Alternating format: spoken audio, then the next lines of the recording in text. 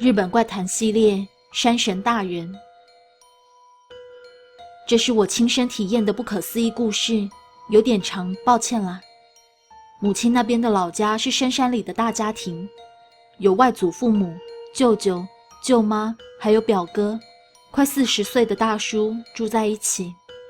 虽然离我们家颇远，导致有点难去，但之前睽违10几年的，和母亲、姐姐跟外甥，姐姐的小孩5岁一起去玩。刚到外祖父母家的隔天，外甥就在大太阳底下失踪了。邻居们都出来一起帮忙找。就在太阳快下山，大家都觉得恐怕得报警的时候，感觉玄关有什么，过去一看，结果外甥居然就在那里。一旁站着好像在哪里看过，只比外甥大一点点的男孩子。大家连忙传达外甥平安回家的消息，母亲大哭了起来，姐姐则是边哭边发起了脾气。然后在注意到的时候，那个男孩子已经不见了。我总觉得在哪里看过那孩子，所以很在意，但也没办法。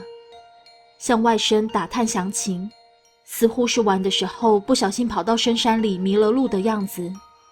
着急的想着该怎么回去的时候，哥哥就带我出来了。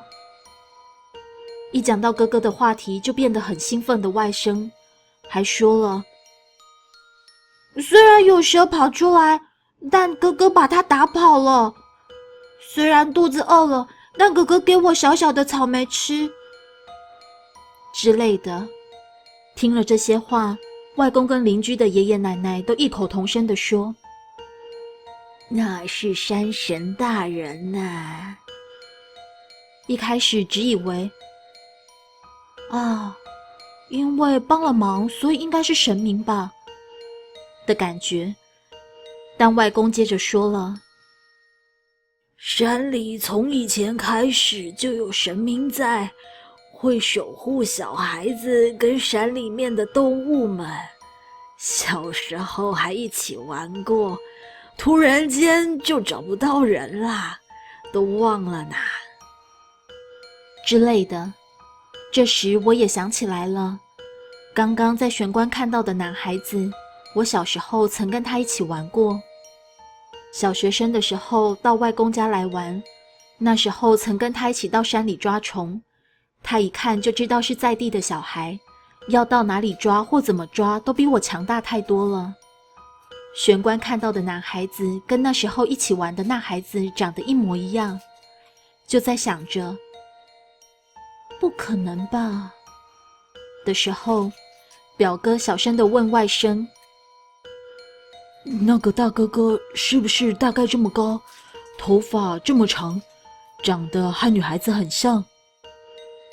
这些特征跟刚刚玄关看到的那孩子完美的重合了。外甥也的点了头。表哥说，原来那是山神先生啊，以前曾一起玩呢的深深感慨了起来。我当时还在20岁前半，跟表哥的年纪差了1轮以上，但是表哥跟我却和同一个男孩子一起玩过。然后令人惊讶的，许多邻居也都嚷嚷了起来。外公有看过，也跟母亲一起玩过，不过舅舅好像没看过的样子。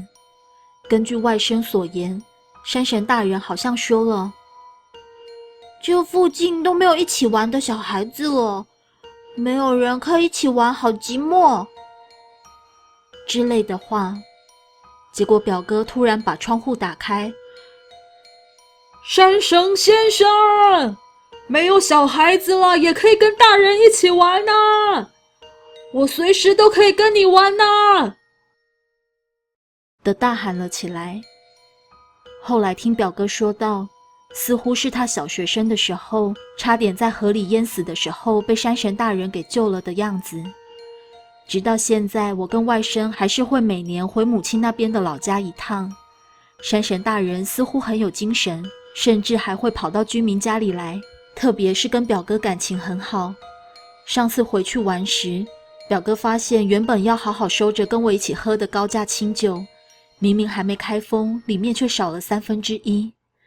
那时表哥真的发飙了，说着：“为了让沈先生不会寂寞，我想要生很多小孩。”的这位表哥，恭喜他最近跨过了40大关，却依旧单身。